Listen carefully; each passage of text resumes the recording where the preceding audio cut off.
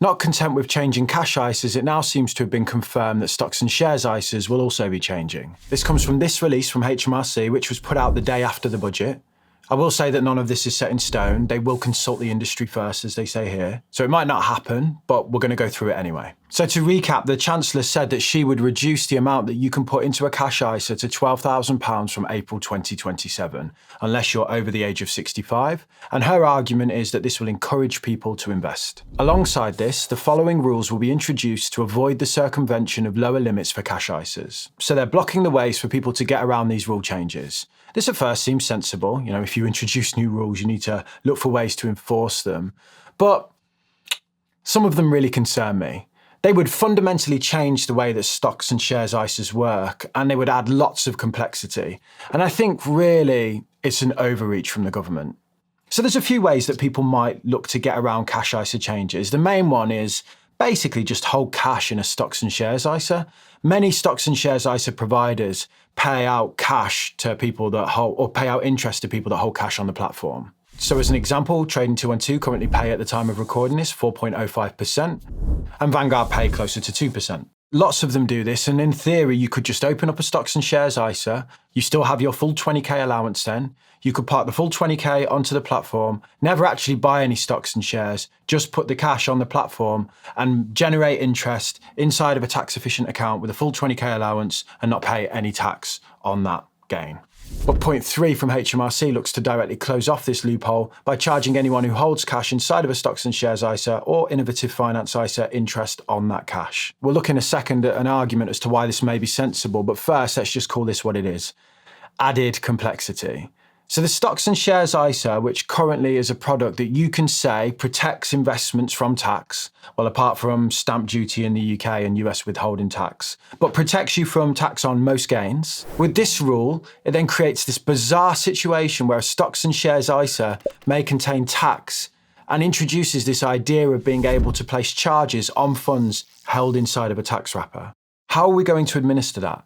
In a nation desperate for increased productivity, is this a good use of people's time? I'm sure the personal savings allowance would still apply, and maybe many people don't exceed that. We'll put on screen now the different personal savings allowances. And just to remind you, pick your specific tax band, and this is how much tax-free interest you can earn in a year before you have to pay any tax. So maybe most people watching are covered by that personal savings allowance, and actually the amount of people that this applies to will be very few. So I don't want to make this a bigger issue and act like this is going to affect millions of people.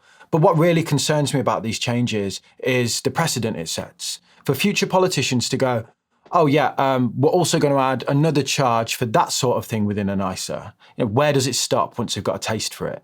The Chancellor said that these changes were designed to get people investing. But when you combine the reduction of the cash ISA limit, the increased amount paid on any interest on cash above the personal savings allowance, and now this, I think it gets really hard to see how this is about creating more investors and not just generating more tax revenue. The latest figures I could find suggest there is about 360 billion sat in cash ISAs in the UK, and in the last 12 months we paid around 60 billion into them. So you can see the money that's up for grabs if the government can figure out ways to tax this base, even just a couple of percent. Okay, here comes the balance. HMRC doesn't want stocks and shares ISAs becoming underprotected high-yield savings accounts.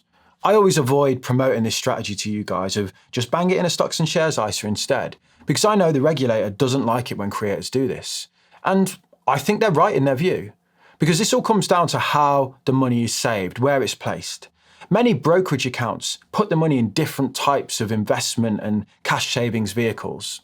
QMMFs, or qualifying money market funds, are one such example that they use to generate a return on the cash. I mentioned Trading 212 before, and they have this great guide on these. It's produced by Roman Nikisa over at PensionCraft, and I've linked it below for you.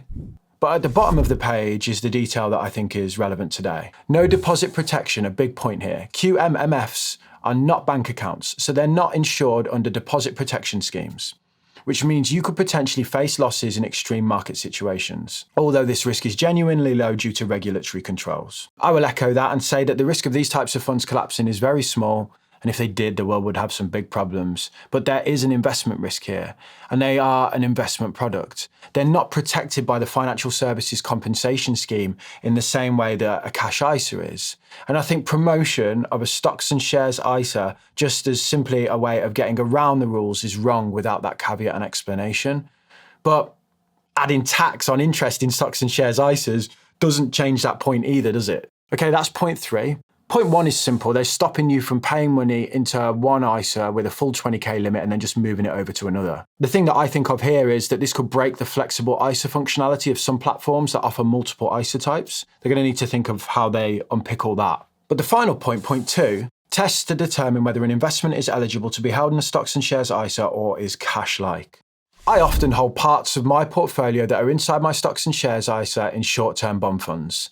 These are low-risk funds that pay out a return similar to interest on cash, so can be called cash-like, but they normally offer a higher rate of return than you get, say, in a bank account. I use them for loads of different reasons, but the main one is I use them for short to medium-term savings goals. This point reads to me like the government might go, no, that is not an investment, that is cash-like, we don't want that inside of an ISA. I can't really comment on this without knowing the specific investments they're going to be targeting. You can't just sit here and get all up in arms without knowing the details.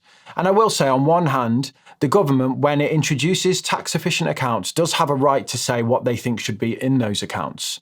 For example, a lot of speculative, leveraged or high-risk investment products are not allowed in ISAs.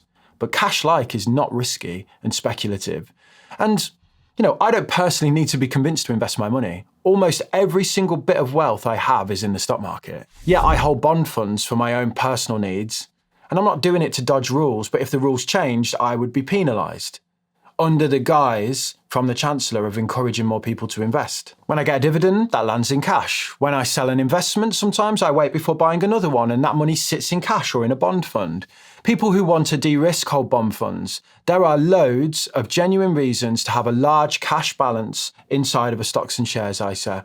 It's the very nature of the way people invest. And again, these rules feel less like they're helping to encourage people to invest and more like they're just pushing people into taxable positions. You know what the most annoying thing is about all of this? For years now, there has been rumours about ISA changes in the works. Every single fiscal event or budget that we approached, everyone was up in arms thinking, God, they're going to do something with ISAs and we don't know what it is. All this does is create genuine fear around the product and puts people off using them.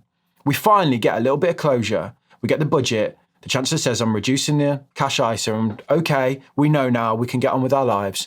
24 hours later, surprise, motherfuckers, here's 2 more years of speculation as to what's going to happen next. We're just going to need to see what comes of this consultation with the industry, and this will be laid out well ahead of April 2027, they say. For anyone in government watching who's got the Chancellor's ear, instead of just consulting the industry, how about you actually talk to the people that put their life savings into these products and see what they think? There's plenty of people who use stocks and shares ISAs and can give you lots of opinions on what they think of these changes. If someone sat down with me and said, Damien, how do you think we should encourage people to invest? The last thing on my list would be to potentially start applying tax inside of a tax wrapper. The ISA system has worked up to now because people trust it. And every time you take something away, every time you add layers of complexity, every time you turn a simple savings product into a tax puzzle, that trust erodes. You don't build a nation of confident investors by closing doors. You build it by opening them. If the government wants people to invest, the answer isn't to shrink the safe option and make the others more complicated. The answer is make the rules clear, educate people on the benefits, make the products attractive and fair, and then get out of the way.